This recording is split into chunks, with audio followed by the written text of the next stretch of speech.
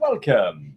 We thought we weren't going to get that started then. I know, it went really weird, didn't it? It was because we always use Google Hangouts for this podcast, and it hung waiting to broadcast, didn't it, for ages? Yeah. We had one failed hang attempt. out. One failed attempt, and then we had a wilderness period, and then eventually it kicked in. Yeah. Anyway, hello. Hello, guys. I am Decool.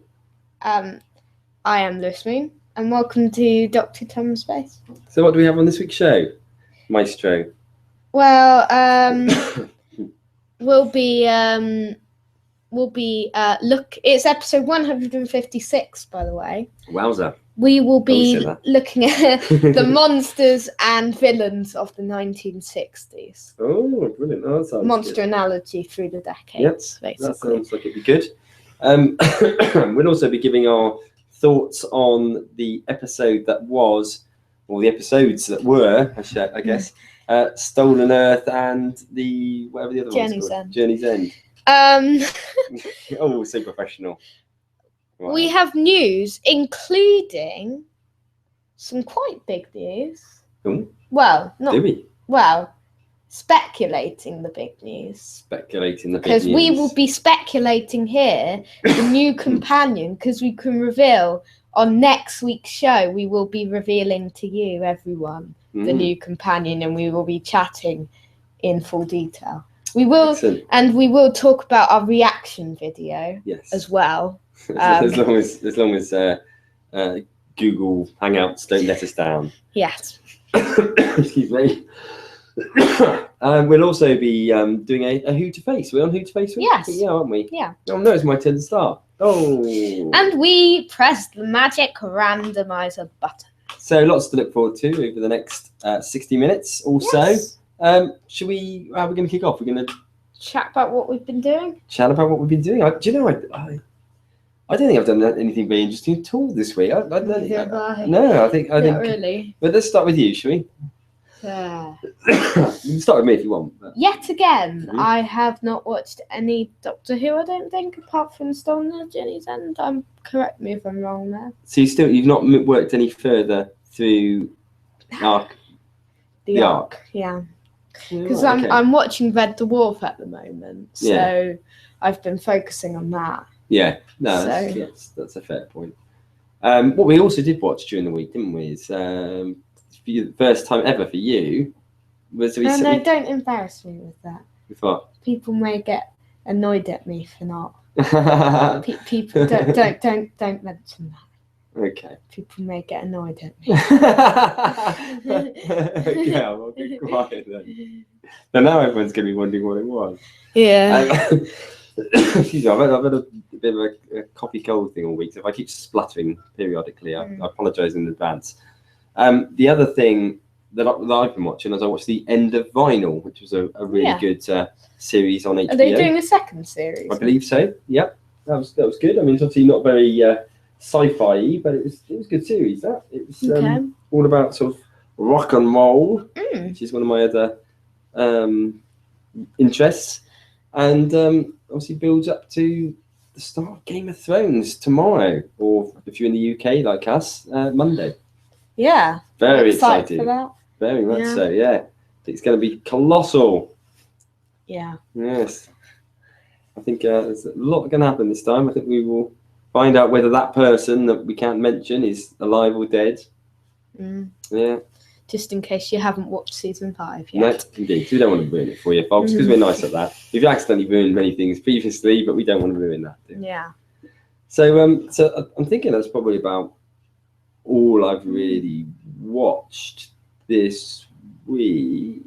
I did watch, might have been the previous week actually. I watched that the Bond film that you lent me, Spectre. That was Oh good. yeah. Yeah, enjoyed that. I think I forgot to mention that last week. Yeah. But that was good. That Enjoyed was good. I've also watched that, but a few weeks beforehand. Yeah. Aside from that, I've not really watched very much at all. I think it's probably because I was feeling really grotty for a few days. I tend not to really watch too much when I'm feeling grotty normally. Okay, Because interesting. I tend to not be able to concentrate. I know some people sort of, when they're feeling grotty, watch loads of stuff, but I tend to find I don't want it to hinder my enjoyment of the episode or whatever. I'll tell you something else we've watched. We've been watching is again catching up with Wolfblood, haven't we? I mean, you've seen it all already. But, I have seen it all, but Deco likes it, so yeah. He liked the last couple of series. So. Yeah, well, it's good for CBBC. It's the only good program on CBBC. Yeah. So yeah, I enjoy that for a kids program. It's really good. So that's probably my roundup of stuff. Yeah. If you haven't got anything else to add to that, I don't have anything else further to add to that. I don't know why I'm talking so slowly. Okay. So, well, in that case, I guess it's probably a matter of us thinking about moving on perhaps to the news. Yes. We can get the news to load. Just be patient, Deco. Yeah, it was my way of giving a slight pause whilst the page loads to give you time so we don't have any dead air time. So, let's see. So, a bit of exciting news now.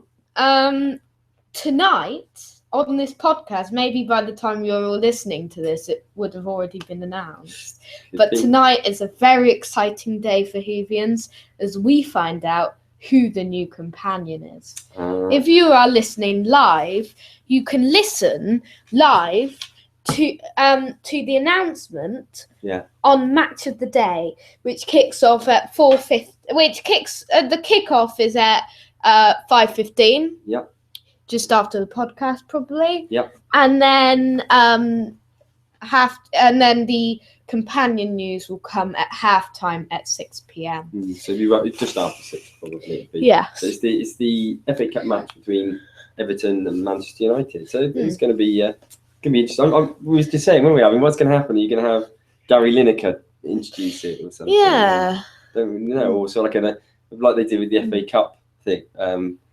When they're doing the draw for the next round, where it's like a footballer from the past, like Kevin Keegan or someone, puts his hand into a big cup and pulls out the name and says, "That woman from EastEnders."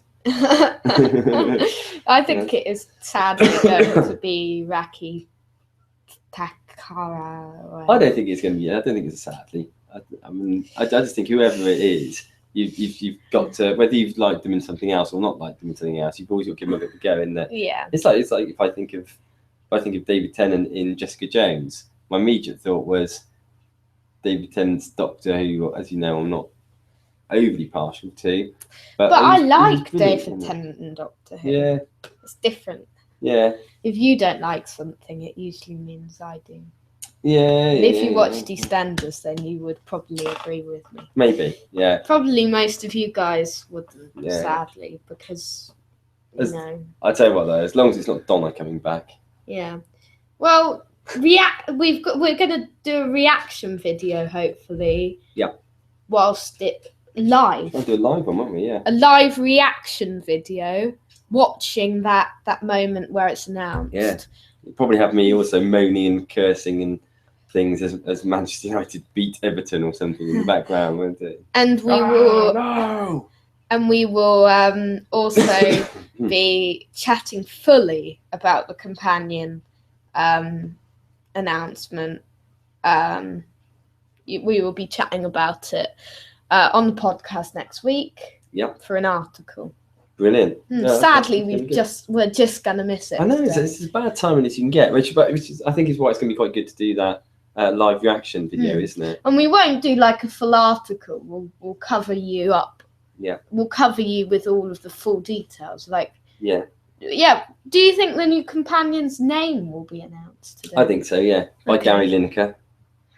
How do you think it's going to happen? What do you reckon? I don't know. Do you think they will introduce someone like Peter Capaldi or Stephen Moffat to come on and do the Maybe announcement? they'll introduce the new companion They could to do, come on the stage, and then it will be a surprise. There'll be a big drum roll. Or maybe what's going to happen is that Gary Lineker's going to say something like this. I can't do a Gary Lineker impression, but he'll say something like, "I hope you've enjoyed the football. Everton brilliantly beating Manchester United 24-0, and I'd like to introduce a new companion to you for Doctor Who, and it's me." Let's welcome him up to the stage. Hello, me. Hello. And can you imagine? I mean, the thing is, it'd be amazing to see Gary Lineker, how he managed to fit into these small shoes, these small girls' shoes. Yeah. Those shoes look very small, don't they? They do indeed. But if you don't know what we're on about with the small shoes, I'm sure we'll talk about that a little bit when we get onto that item. We will. What do you mean, that item? Oh no, that's next week. We're doing the companion thing, aren't we? Yeah. I've forgotten already. I thought we were going to talk a little bit about some predictions for it, or we're going to do that as part of this news item. We're doing that as part of this. Are we doing this now? Is this what this item is? Oh. Yeah, in the second. We're just chatting about that's announced now. Yeah. And that we are going to predict. Okay. So. Talk about the shoes then. Talk about the shoes. Go on. Say what happened. What are we talking about with the shoes? Well, we know. Should we just say, first of all, we know the companion's going to be a female. Or Gary Lineker in drag. Could be. We know it's going to be a humanoid. Mm-hmm.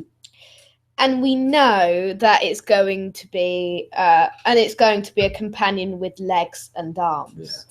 Yeah. Now, we don't know whether it's an alien. It would be interesting if it was an alien. Would you like not a humanoid alien? Like, I don't think that they would do it, but would you find it interesting? Yeah, I think so. I mean, it'd have to be a humanoid one, because we've seen that there's a hand, haven't we? So we know there's a human hand. I mean, we've had it before, haven't we? With Leela, we've had it with. Was Leela an alien or not? She was sort of like a human from another planet. Yeah, another planet. Time Lords, I guess. When you had Romano, is probably the nearest. Or what about Adric? He's an alien. He is an alien. I'm not sure if he's an alien or a human. No, he's a humanoid. Right. Okay. Most aliens in Doctor Who are humanoid, really. Yeah. Okay. I think my prediction is, and the reason why I think it's going to be that woman that we were talking about earlier on, is I think they will go for some kind of ethnic minority or some sort of politically correct sort of companion, I think. Yeah. Well, they're going to be a very thin, very small. Any Asian celebrities that you know have small feet? Oh no, I'm not really very up on celebrity feet. Why have we never had? This is a question for you. Why have we never seen on Doctor Who a big fatty companion? They've never had one, have they? I mean, there's plenty of room in the TARDIS, isn't there? Yeah. It's not like space is an issue in there. Probably for those boys who watch it just for the beauty of it. I think it is, yeah. So, Doctor! Oh, Doctor! Oi! What are you doing there? Baby. So what other things do we know about the new companion then? What hints and teasers have we had? Well, we know that the companion's not going to be very fond of the Doctor, and is not going to really know much about the Doctor, unlike Clara. Okay, so before she's gone into the adventure, which in itself, would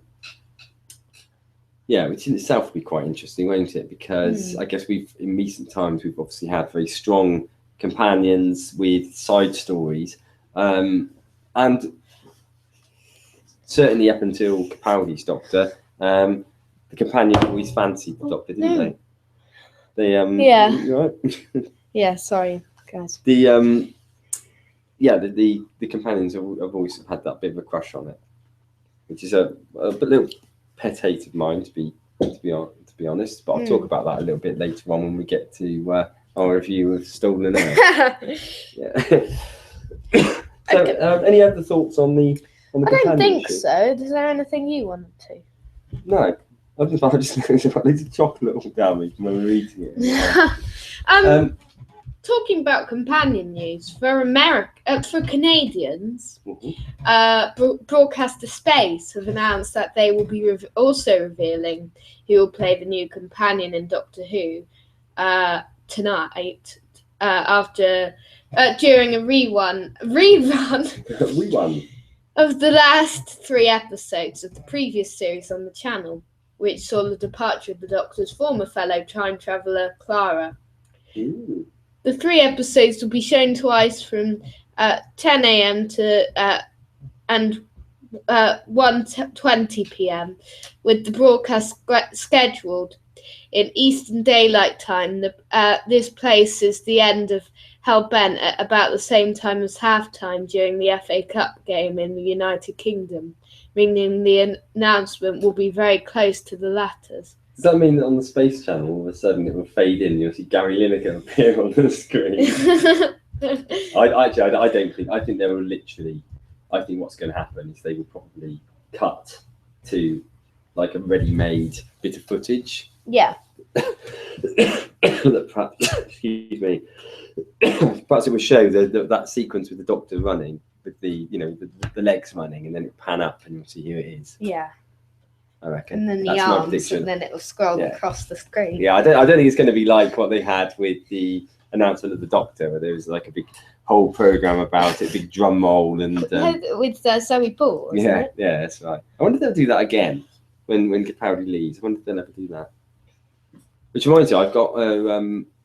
What time is it we finish this podcast normally? About 5 after 5. Okay, because I've got to get to the Match of the Day studios for about 6 o'clock. Why? I just can't be there for some reason I can't mention. Okay, are you the new companion? I can't tell you. Okay. But if you could help me get these girls' shoes on in a minute, could be cool. Okay. Could need a little bit of a hand with that. They're turquoise. Yeah. They're very small. Are you going to fit? I might be a bit of a squeeze, but yeah. So so we need to finish promptly so I can get up there. What other news do we have today? Okay, so this may be shocking for you, but the Live +7 figures are finally available for the whole of Series 9 of Doctor Who. God, it's taken so long, I don't care anymore. I know. These rating things used to be fun, but now we don't care. I've forgotten what that Series 9 was like. Yeah. The Live +7 figure is calculated by the BBC to try and get an accurate estimate of the total unique audience for an episode of a programme. Unlike official Barb figures, the Live +7 uses data to include those who watched one of the broadcast repeats of the episode and those who watched the episode on iPlayer, all within 7 days of the original transmission. Ooh. The figures show an average of 60% of the audience watched Doctor Who on the day of transmission, either a live broadcast or as a delayed viewing via PVR. The number is slightly higher for the series finale and the Christmas special. A further 26% of the audience watched the programme via recording within 7 days of the original transmission.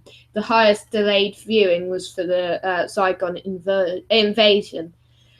Around 11% on average watch on iPlayer, although this dropped to around 5% for the Christmas special. Which would make sense, wouldn't it? Because I guess it was on at an earlier time. Yeah.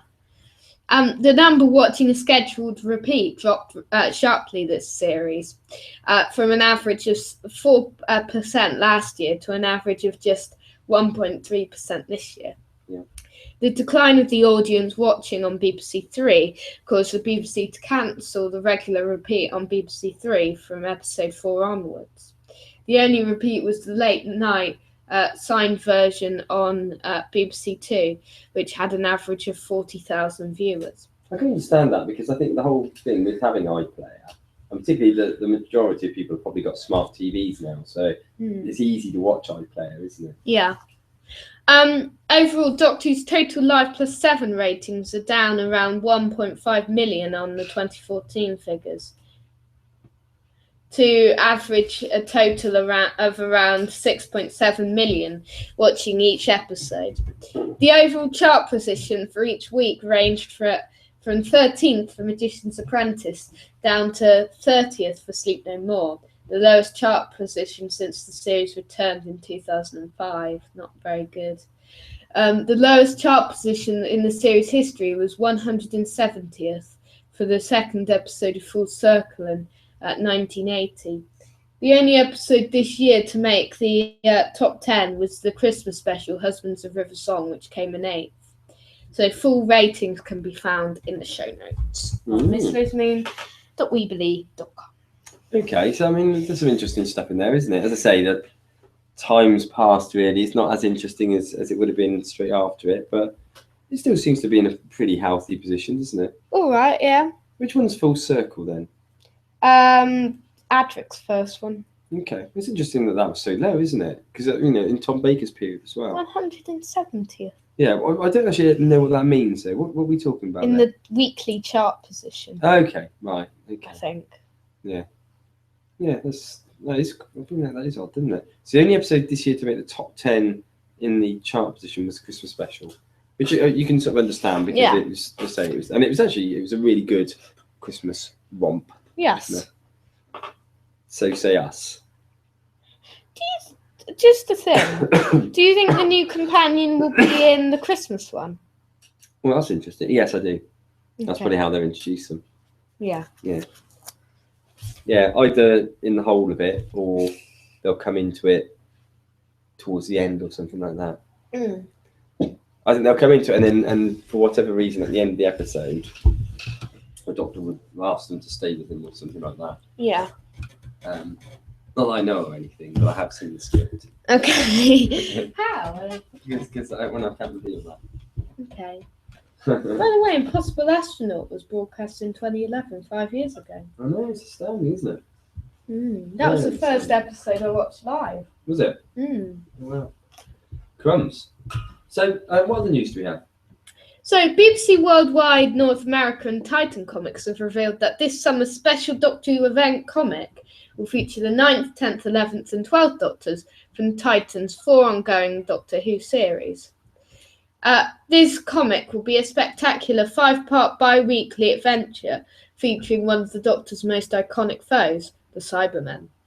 Penned by best-selling authors George Mann and Cavan Scott, with art by Alessandro Vitti, this highly anticipated event comic kicks off in stores and on digital platforms on Wednesday, July the 6th, 2016, supported by Titan's 3rd annual Doctor Who Comics Day event on Saturday, July the 9th, 2016. 2016 marks the 50th anniversary of the show's iconic cyborgs, the Cybermen. The Cybermen first appeared in the serial The 10th Planet in 1966 and have featured in Doctor Who numerous times since, including the 2006 two-part Modern Origin story, Rise of the Cybermen, Age of Steel. This special crossover event comic entitled Supremacy of the Cybermen stars the 9th Doctor, 10th Doctor, 11th Doctor. Ooh. Damn. Wait, guys. Just wait a second, please, guys. There. 9th Doctor, 10th Doctor, 11th Doctor, 12th Doctor, and their comic companions Gabby, Cindy, Alice, Rose, and Captain Jack. Do you think the new companion will be? It'd be interesting to see how long it takes. I imagine they probably won't start the new companion ones until after a few episodes have been. Yeah. That's what they did. I mean, the comics that you've seen, the Peter Capaldi ones, is Clara still the companion in them? No. Oh, right. Who's the companion now? Is it someone new? Or isn't there one? I haven't got to that point in the comics yet. Right. Okay. Clara's gone, and I think the Doctor's going to travel on his own for a little while. Right. Okay. Imagine if there's no companion. Imagine if it's just... Yeah. No, we know, because unless it's just a pair of shoes. It could be, that's right. Yeah. Oh wait, but the hand. Yeah. I'm sure we're going to get a companion of sorts. Yeah.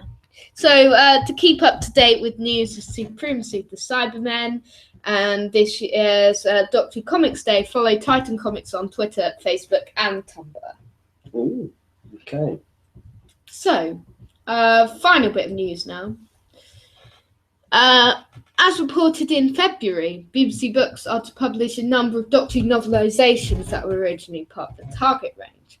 At the time with their release on the 28th of April, the Cartoon Museum in London is to hold an exhibition featuring original artwork from the range. The exhibition will run between the 28th of April and 11th of May.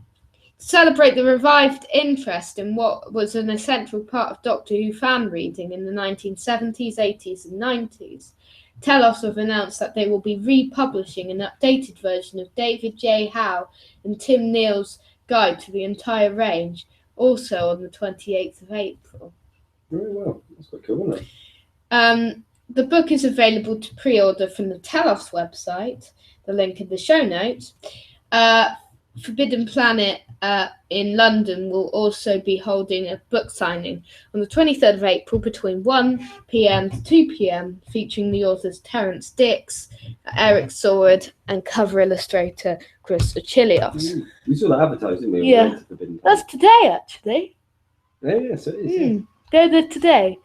Quick, get there now, quick. It's ended. Oh, it's too late. Finished. You can't get your book signed, sorry. Hopefully you went. You can hear the sounds visibly of the listeners from the show crying and sobbing because they, in excitement, they quickly delved in and picked out one of those Target books out the back of their cupboard and a pen and started putting their shoes on, ready to head all the way down to Forbidden Planet. And it's too late, alas. Alas. Alas. They're turquoise small shoes. Right, that's it for the news today. Yeah. What about the other thing I noticed was on the obituaries? Just a second ago. Were you going to mention that at all? What? The death day. The thing I pointed out just a minute ago. Nah. You're not mentioning that? Nah. Okay.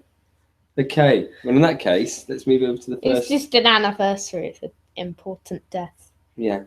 Okay. So, next section. Yes.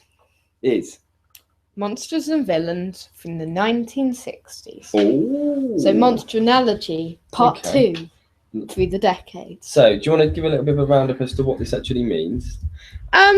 So we are going to look through all of the aliens from the 1960s, all of the monsters and villains. Yeah. We will look at the best. We will look at how some aliens were developed in the first place. Yeah.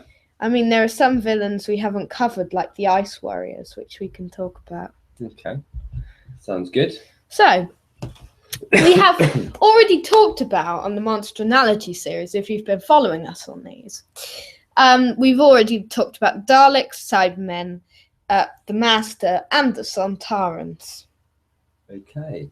So if we, so we'll ignore those ones, yeah? We'll ignore those ones. Pick up on the other ones. So, perhaps is it worth just name checking a few other villains, perhaps at some point? Should I name some of the main ones? Yeah, name some of the main ones. The most famous ones, really. Yeah.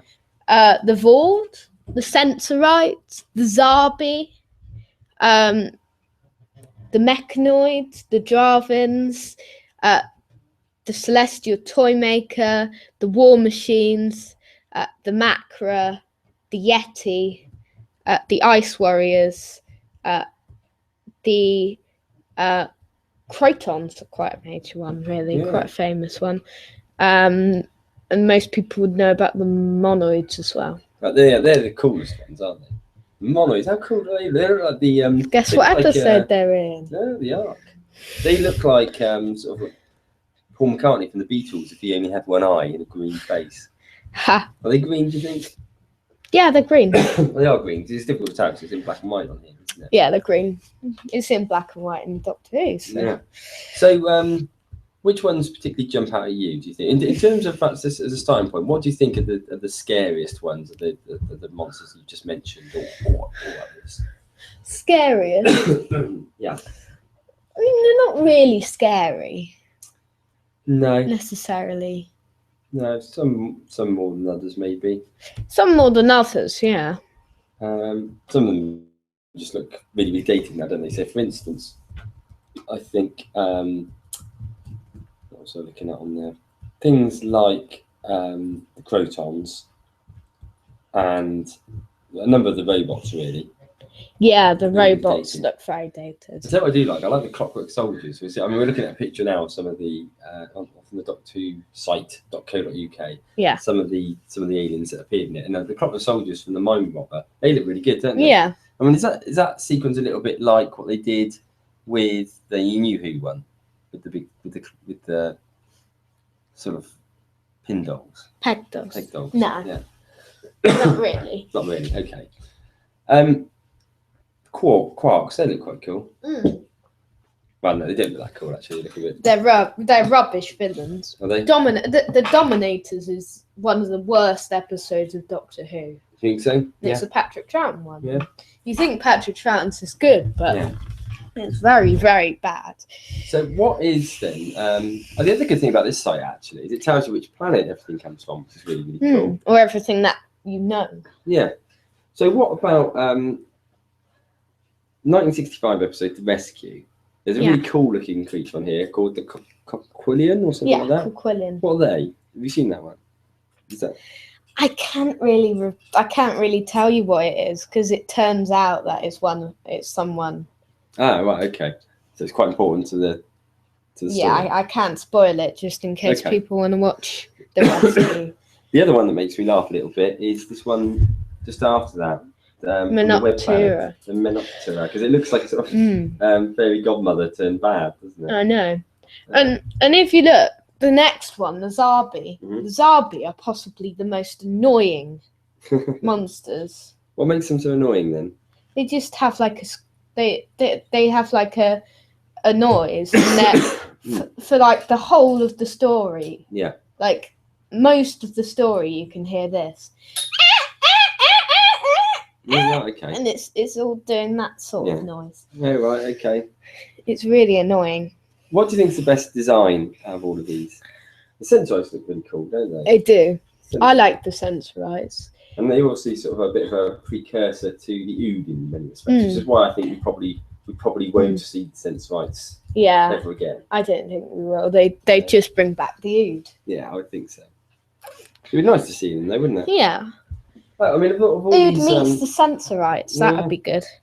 Of all these monsters that we're looking at now, then from the 1960s, which ones out of any of them do you think would be good to see again? And who knows? They might come up and do the face later. Excuse me. The Yeti would be good to see again. Yeah.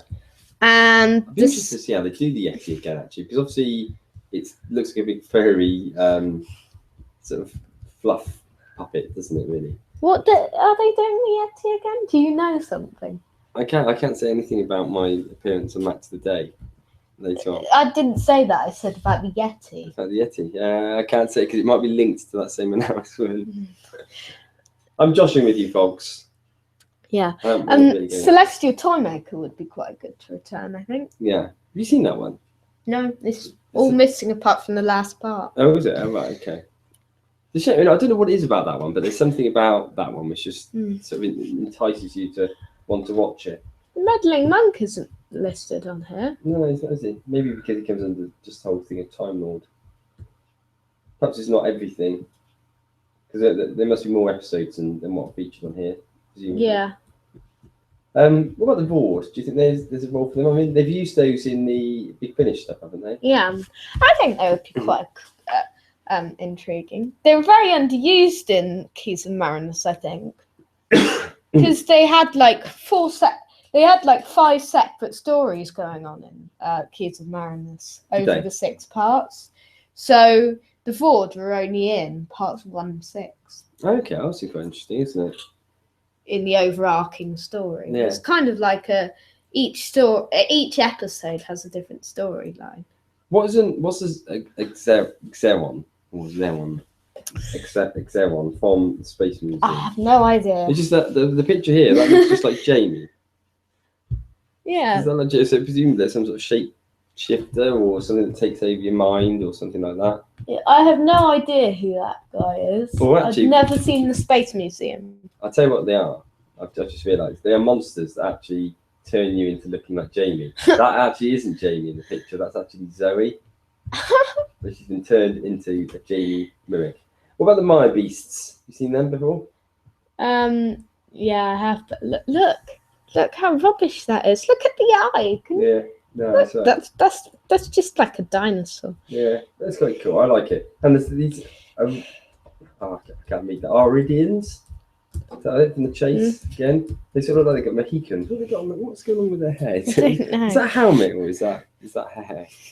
Because it looks like sort I of Mohican. don't know. And of course, the best name for a robot of all time from Galaxy 4, the Chumleys.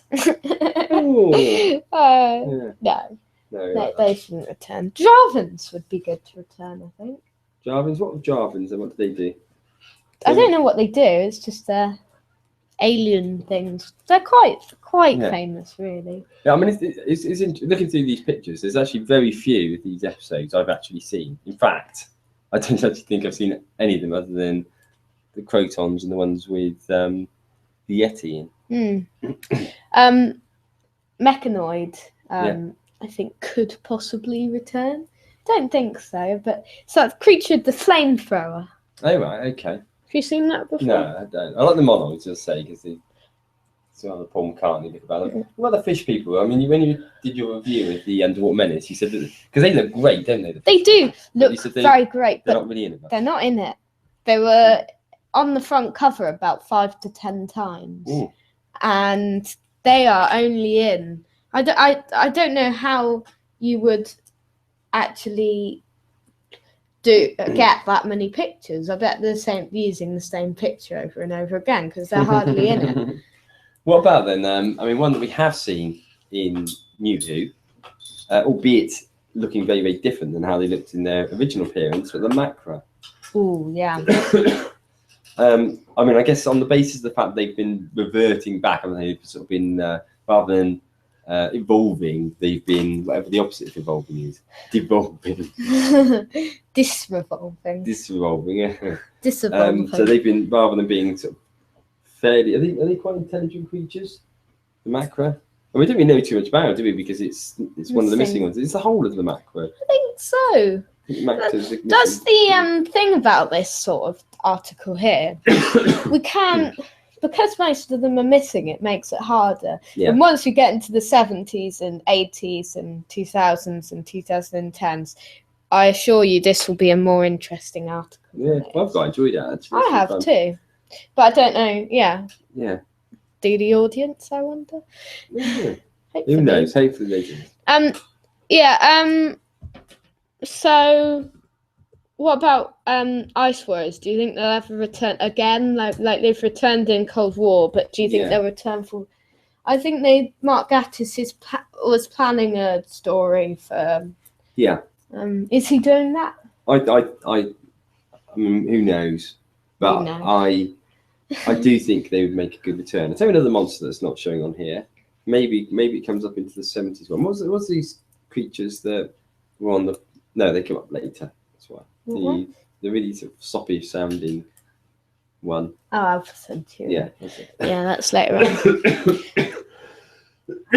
What else have you got to say? Anything other questions? Probably not really. Not too much else on that, I don't think. Anything else from your perspective on it?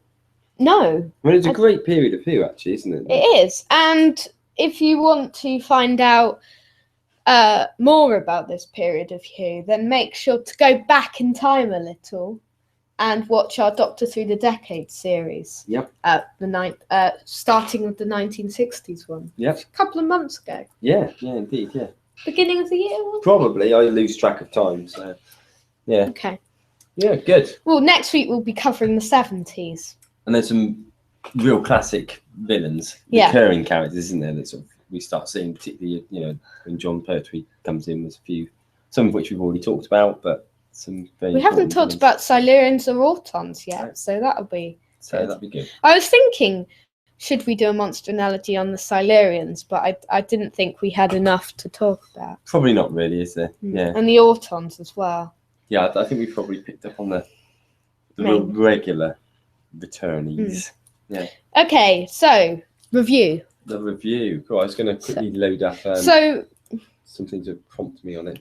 So last week we reviewed. Last week we pressed the randomizer and we found that that it had picked us the story Stolen Earth Journey's End, the 2008 story. So can you tell us a little bit about this story? Okay, I can indeed. So in terms of a plot, what we get here is that the Earth is actually taken out of its normal location, basically just goes completely missing. The people of Earth start seeing this completely different view, which is like a view of lots and lots of planets. Whereas the Doctor and companion Donna, they identify that whilst they were on Earth 1 minute, all of a sudden the Earth's gone and they're just stuck out in the middle of space. So it's literally been swiped. Excuse me a second. Turns out that all this commotion is actually related to a Dalek and Davros plot. So what they've done is they've moved Earth in order to sort of come up with some sort of complex sort of alignment of planets, which is explained later on. What we see throughout this episode is it brings together, as Earth tries to fight back, it starts to bring together a whole load of fairly pivotal characters, both in the Doctor's history more generally, but then in particular, sort of companions that had been there during the Russell T Davies period.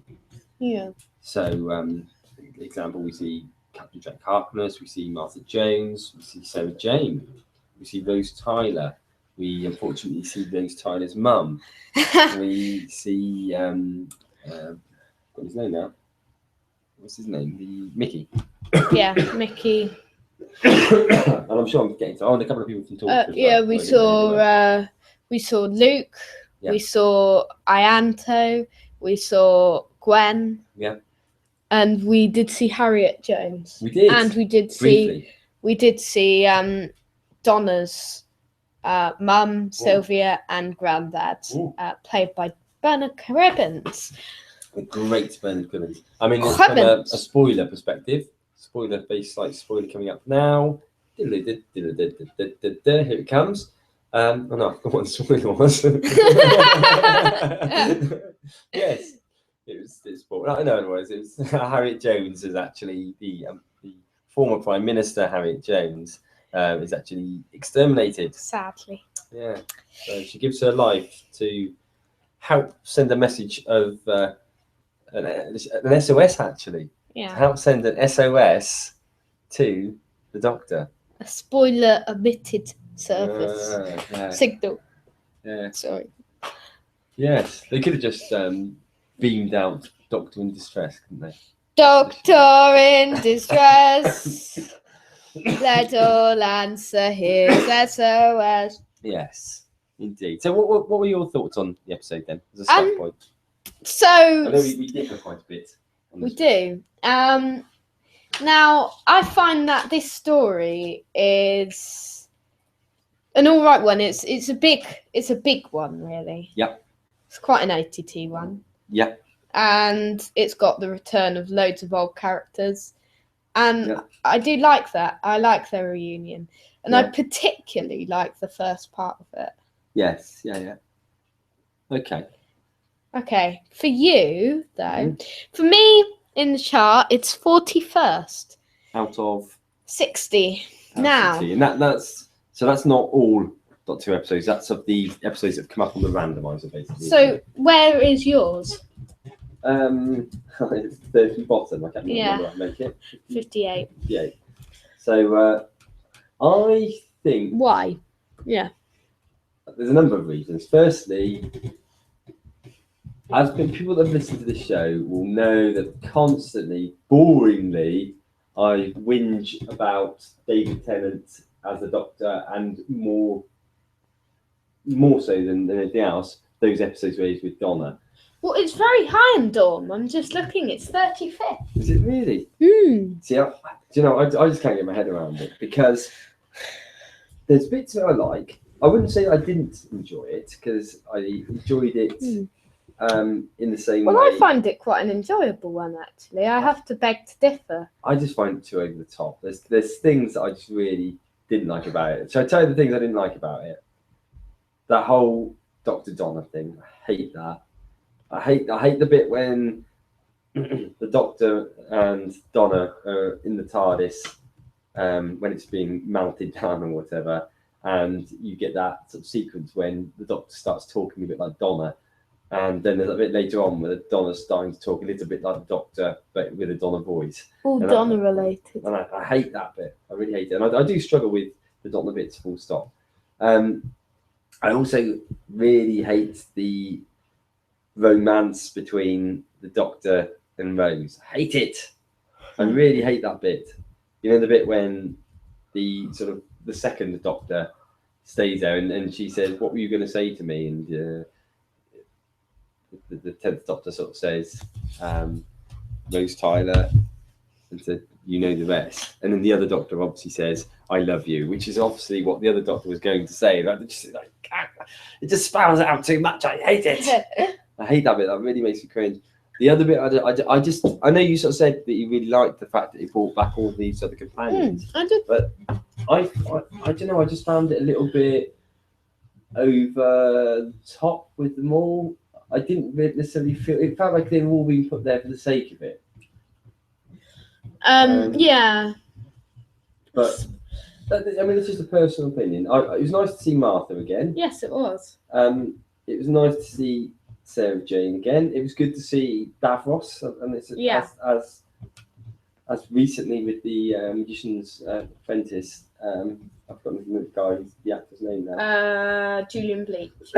Julian Bleach, that's right. I mean, he was really good, but I think the other bit I don't like is how easily they defeated Davros and the Daleks with Donna's powers. It just it'd been like this real big, exciting episode, and then it just sort of suddenly turned a little bit slapstick. I was half expecting the Doctor to turn around and stick a custard pie in Davros' face.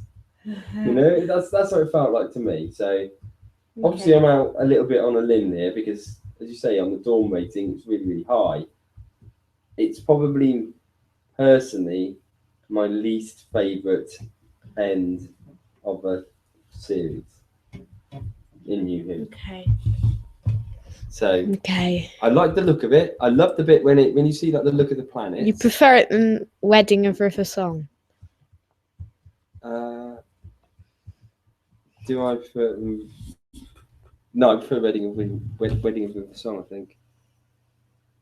Yeah, pretty sure. Don't know. You don't agree with me on that. There's too many bits that just make me cringe in it. I think that's what it is. It feels like there's a lot of sort of the bits that make my sort of flesh crawl a little bit are all the real overly sentimental bits. I think that's what it is. There's quite a number of overly sentimental bits, like all the stuff with Rose and the bits when Rose is getting really upset because she's not being picked up on that channel. And the Doctor can't see her. Yeah. I hate all of that bit. Why? I don't know. It's just I don't know. It just seems a little bit soppy. I don't like the soppy bits in Doctor Who. Right? Neither do I, but know. But I enjoyed watching it with you. Okay. But it's very low in my list. Okay. Okay. So scores. Okay. Monster. The monsters are really good because it's got Davros in it. So I'm going to give it a 9 for Monster. Character development. Character development. There's a lot of character development, but it's character development I don't like, so I can give it a 2. You can't do. Ah! You can't do Oh, that. we're going to give it a 2. Character You development. can. That's... But I hate the character development book because it develops character bits I don't really like. It's character development in... Am I not allowed to then? I mean, if I must give it a higher score, I'll give it 5. It's not having any more than that. Okay. It has to be, yeah, it has to be like the standard of the character development, what I mean. Like how much there is and how good it has been developed. So 5? 3 then. Okay. No, I'll go for 5. Okay, 5. Just keep me happy. 14. Pace. Got a good pace for it actually. I'll give it 7, I think. Excitement. So it's quite exciting. Give it a 7 again. And overall. Overall, I'm going to give it a 6. Okay. Yeah. 28. Not by any means my favourite episode. 34 out of 50. Yeah. But if it was on the telly, I'd watch that ahead of most things on the TV. But in terms of Doctor Who, it's probably one of my least favourite ones. Okay. Effort. Certainly one of my least favourite. Yeah, probably. You can. By the end, you'll probably say, I prefer Paradise Towers to this. Yeah, I mean there are some really dodgy ones which we've not seen, and I imagine it's not going to be worse than The Greatest Show in the Galaxy. No. And it's not going to be worse than Paradise Towers. No. But it's probably because I have this whole thing about the foppish 10th Doctor episodes. However good some of the 10th Doctor ones are, and there's some fantastic episodes. That episode manages to do pretty much all the things that I find foppish in one single episode. Okay. So anything to add from you on that? No, it's time for the randomizer. You look devastated by my review of that one. Okay, so it's time for randomizer. Time for the randomizer. Okay. So the randomizer is that spreadsheet that we go to periodically, which has every episode of Who ever in it. We've got a little macro in it. We press a button. It randomly picks an episode, which we then watch and talk about on this very show. Yes. So, are you going to press it? Are you going to press it? So, here we go. What's coming up? Oh, yes. Have we not watched this one? No, we haven't. No. Okay. Yeah. I thought we did. Did we not? we have the episode that's coming up now. We have watched, but we haven't watched it together since we've done the randomizer. So, okay, interesting one then. Would you like to introduce it? Yes. So we are going to be reviewing next week, John Pertwee Classic, Curse of Peladon. Brilliant. So this is funny, isn't it? Because we were just talking about the Alpha, whatever they're called, Centauri. Alpha Centauri things. They were in this one, I think. I really wanted it to be Monster of Peladon because I've not seen that one. You've not seen that one before. Never mind. Which one is the Curse of Peladon? Is that the one with the where they're coming back? Where there's it's sort of like a medieval sort of like looking. Yeah, it's like good Ice Warriors. And the guy fancies Joe. Yeah. Okay. Okay. Excellent. We'll Good. be reviewing that all next week. Good. How many parts is that one? 4. Yeah. Good. So we'll be back here next week talking about Curse of Peladon. Okay. So the final part of the show. Yes. Ever exciting. Similar concept to the randomizer. Yes.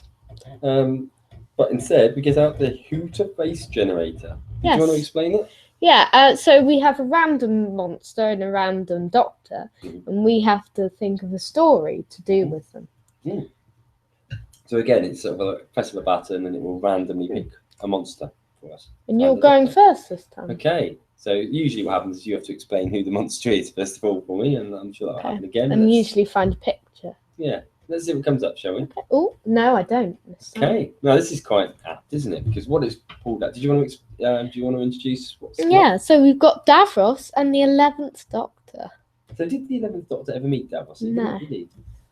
So we did now. So, okay, let me see. Let me think.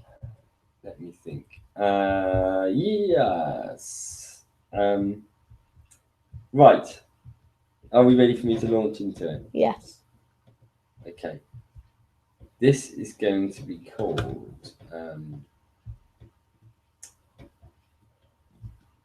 this is going to be called Times of War. Okay. Okay. Yeah. And in it, let's see what I can read around this. So, the 11th Doctor and who should we have this time? We're going to have. Actually, we're going to have this in that period of time. It's going to be the Doctor on his own, actually. Okay. It's in that period of time when Amy had been weeping dangled, and before he'd met Clara. Remember, the Doctor's sad at this point. Yes, that's right. And as part of his moping, he finds himself on the planet Cloud. And there's basically the Daleks are actually sort of taking over this planet, and they're using the planktons as slaves. Okay. To mine into the sort of surface of the planet because they're using the sort of I don't know, for want of a better phrase, the planet juice for to actually repower and bring Davros back to life. Okay. Okay, after the incident at the end of the episode we watched today, when he looked like he got pretty much frazzled. Okay. So we don't actually find out at the early stages why it is that they're draining this. We just know that they're doing it. So the Doctor tries to intervene. End of the first part of the story. But basically, you know, there's a lot of stuff going on between the Doctor and these warring people. He has to try and sort of gather the troops and try and really, because they're getting annihilated by the Daleks. They need some sort of like strong leader to basically add some form of strength to their attack, and the Doctor is able to throw in a few ideas of how they can actually defend themselves against the Daleks, whilst being very sad at the loss of Amy at the same point. Okay. End of the first story has the Doctor actually getting into the main Dalek base, and he then finds out what it is that they're doing, and he sees Davros get sort of basically re-energized by all the planet juice. Okay. The second part of it then is again more battles between the two of them, but it becomes more of a battle between the mind of Davros against the mind of the 11th Doctor. To the extent they play a big game of chess. No, they don't. They play a game of Monopoly. No, they don't. They basically are on two sides of it. And they're just sort of like trying to. So Davros is trying to position his Daleks, the Doctor's trying to position his planktons, and there's a big blooming great war. Eventually, it looks like we're in a position where Davros and the Daleks are going to win, and then basically the Doctor has done the equivalent of a checkmate at the end, and with one sort of swoop, the Daleks and Davros fall down a big sinkhole that's been engineered by the 11th Doctor, and they plummet into the centre of the planet. Cool. There we are. Cool. There you go. Cool. I've made that up on the spot. Probably a bit rubbish, but I enjoyed it. Good. Over to you, sir. Okay, so this one is called The Never-Ending War. Ooh. Now, this is in between the events of Day of the Doctor and Time of the Doctor. Okay. So the Doctor and Clara have found this sort of this trap street sort of thing in the middle of time. Okay. So they venture in, and like there are loads of like, and the Doctor recognizes it from somewhere, and he finds out that it's Gallifrey. Ooh. So they arrive back on Gallifrey in the point of the Time War. So the Daleks are fleeing around and trying to destroy the Time Lords, and the Doctor is captured. The Doctor and Clara are captured by a group of rogue Dalek agents and are taken to the base. And basically their blood is about to be sucked out of them and put into Davros's body to energize him. So he needs his energizing, this Davros, doesn't he? Yeah. So basically what happens is Davros is alive, so the Doctor and Clara are like temporarily dead. Ooh, okay. Like for a little while. And it's up to Romana and Leela. They have to team up together. They're back in it. Ooh, Romana excellent. and Leela are have to team up, and they have to try and destroy. They have to try and bring the Doctor and Clara back to life to stop Davros's plan and destroy him. But when he does get destroyed, and a whole Dalek, the whole of the rogue agents are also destroyed. Yep. From a bomb that that Romana and Leela created. So they're, but then they're all destroyed. So Romana, Leela, the Time Lords, the Doctor, and Clara escape. But then one Dalek crosses through the void. And the Doctor and Clara have to escape without meddling the affairs of the Time War. Else time will fracture. But yeah. Brilliant. I like it. That's a lot better than mine. No. Yeah, it is. Yeah, much better. Well, no, I enjoyed that. That was good. Yeah, I enjoyed that as well. Yeah. Okay, well, that was the final. So, Who to Face was the final bit of this week's show. What have we got on next week? So it's episode 157, and we will be exclusively announcing the new companion. Wowzer. We'll be talking, or giving our thoughts on the Curse of Peladon. We will be discussing the monsters and villains of the 1970s. Okay, and we will have a new feature. Will we have a new feature rather than quiz or question, or are we doing a quiz or question? Final quiz or question. Final quiz or question, okay. Final quiz or question for a while.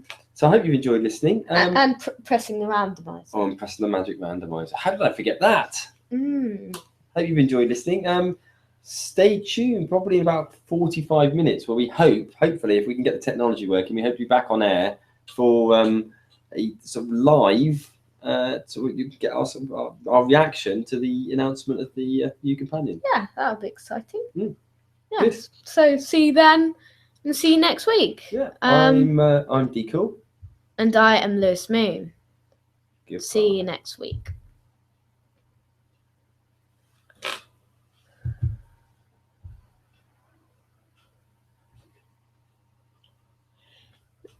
See you next week.